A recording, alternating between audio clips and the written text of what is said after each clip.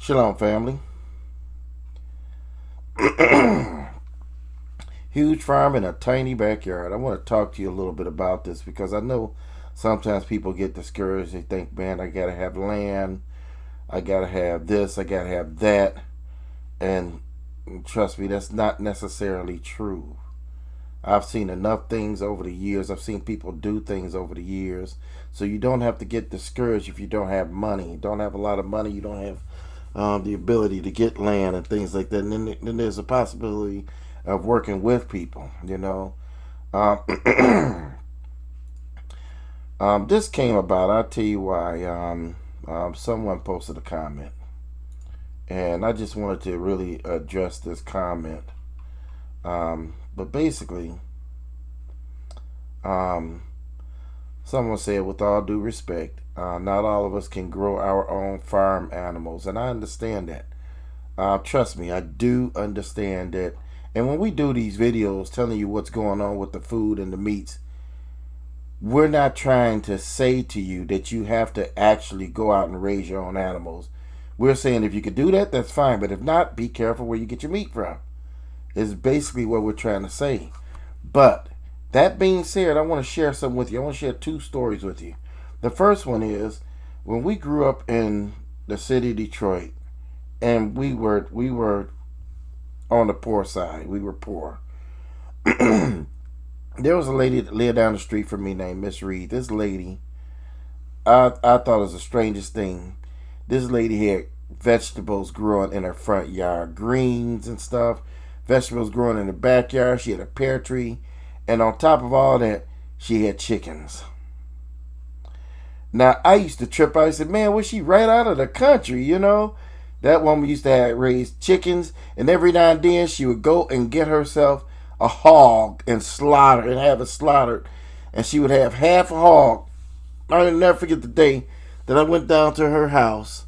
And she had a half a hog cut up the middle on the floor, and they were cleaning these chitlins and all of this stuff, and I was like, oh, gross. I mean, it's a big giant half a hog, you know.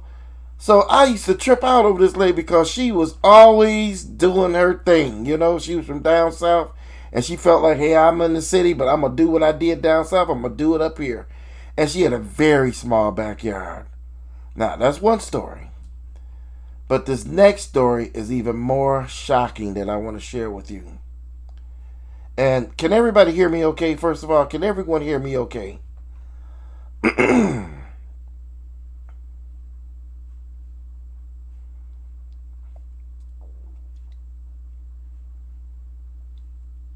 Can everyone hear me okay?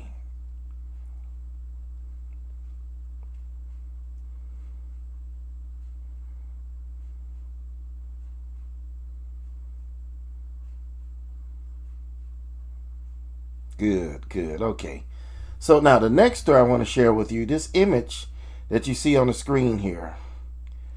When I first saw this, this is the one thing. Let me tell you something. Before we did a farm, a small farm when we lived in Belleville. We had 1 acre lot, and we did a farm in Belleville. Not a farm, but we had a nice big garden in Belleville. But when we moved down here to um, down south here, when we moved down south here, we were like, man, how can we wanted to be out on land, you know, and we had a city lot, you know, a city lot. It's a nice ass city lot, but nevertheless, we had a city lot. And so I was just kind of like, man, I don't know if we, I wanted to do things different. We wanted chickens. We wanted all these things, right? We ended up getting them there at that particular property, too.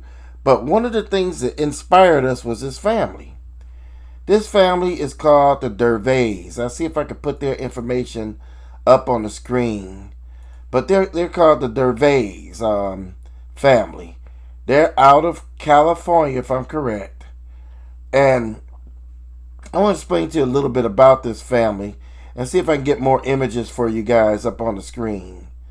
You know, so you can see what this family was doing, okay? But let me get the family on the screen here. Let me get you an image of them. And this family here, when I saw what they were doing, I said, wait a minute. Oh, man, you literally have to throw all excuses out the window when you saw what they were doing. But let me bring this image here, this family, on the screen here so you can see it. Okay? So just bear with me one moment here. And you can look them up. Okay? You can actually look them up on the internet to see more images of their farm and everything. But it is absolutely incredible what they were doing. I'm going to tell you that now. It was incredible. It was enough. When I share with you what they were doing, it's enough to make you say, wow, if they could do all of that, it makes you want to give it a try.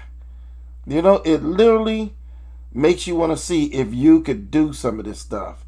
Where did I save the image at? Trying to find the image now.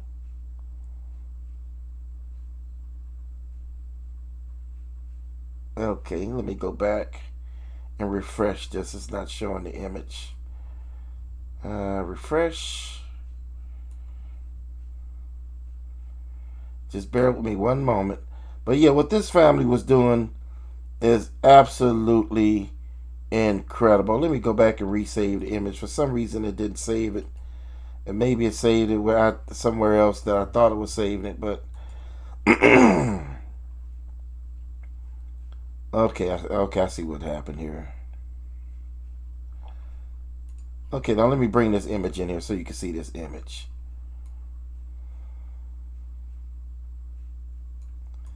Okay, here's the family. This is the family here. Okay, the Dervais. Okay.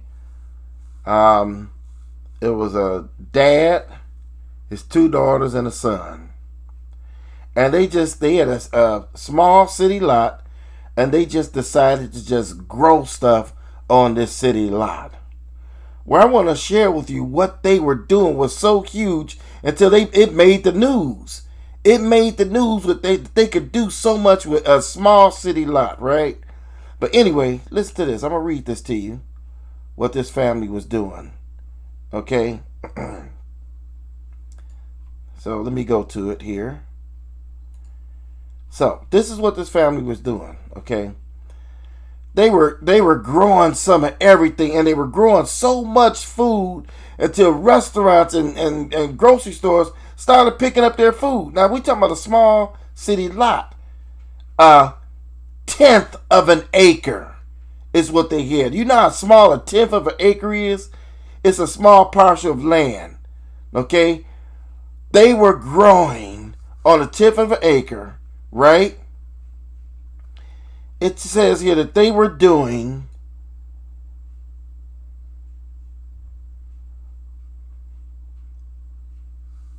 feeding 150 to 200 families on a tenth of an acre. And over 10,000 pounds of food they donated. Are you hearing me? On a tenth of an acre. Watch this, right? Not only were they doing that, they had goats. They were raising goats and was getting goat milk and was making goat cheese. And was selling all this stuff to the neighborhood. And donating all this food to the neighborhood. On a tenth of an acre. Just 4 people were able to do this on a tenth of an acre. Are you hearing me? So I don't want none of you to get discouraged because you might not have enough land. Trust me on it. Sometimes you just gotta have a willing heart to want to make a change and say, you know what? We're going to do this. We're going to take this 1 acre and we're going to do this. We're going to do that. We're going to do it. They had stuff growing upward. They had trays and trays and stuff even growing upward. And it was incredible the stuff they were doing. Matter of fact, they even created this one little thing where they were making their own diesel fuel.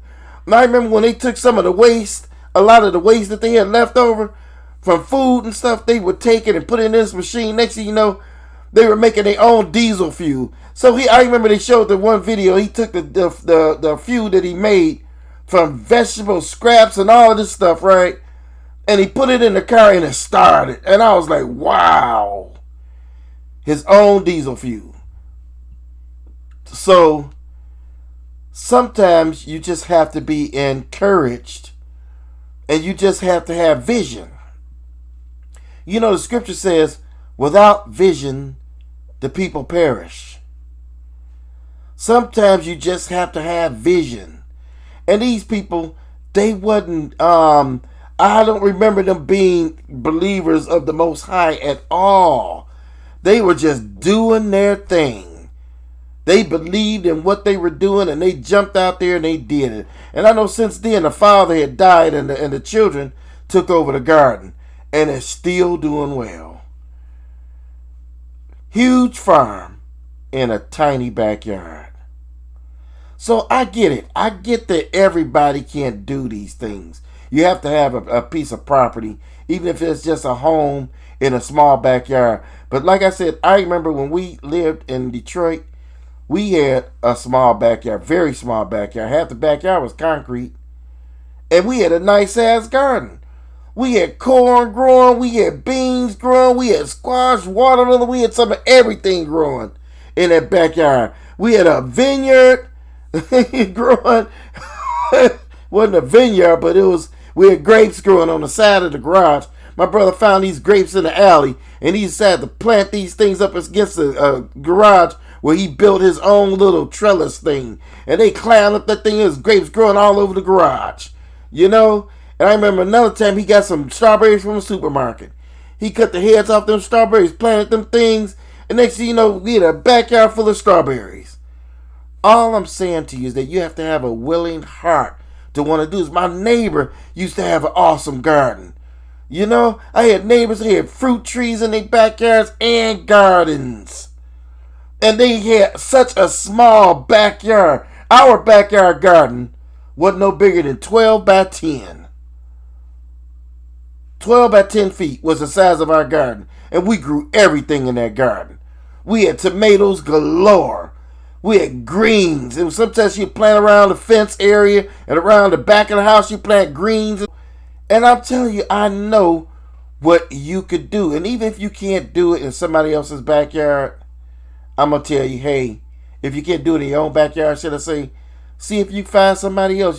See if there's a neighbor or a friend or someone. Just tell her, hey, let me come over in your backyard and grow some vegetables and stuff. Grow a garden. I create a nice garden and we can share the produce, right? Who ain't gonna go for that, right? So all I'm saying is sometimes we have to be encouraged and be inspired, regardless of how things look, how the impossible may look. You may say, it's impossible. Everybody can't do that. Everybody can't do this. But sometimes you just have to get a glimmer of light. Yeah, that's true. Things are impossible. But that's why you got to have faith, right? Right? Faith brings the impossible into existence. That's what faith does. It brings the impossible into existence. While one day you could be sitting up saying, man, I wish I had space to have a garden. And then a few months later, you'll be sitting up with space to have a garden. A year later, you'll have a full-grown garden and be like, wow, I never thought I would have this. Exactly. That's what faith does. When you have faith, doors open up. But y'all ain't gonna open up no door for you if you don't believe. I'm gonna tell you that right now. One thing I learned about Yah is that He will not open up a door if you don't believe. You have to believe, you know. But this family, I remember, if you type them up on the internet, I'm going to spell it out for you. So when you get a chance, type it up. Matter of fact, I'm going to get the link to their website. The website is called homesteading.org. So I'm going to get the link and drop the link in here for you. And then I'm going to get the name of the family so you can actually look them up online. You know? But I'm telling you,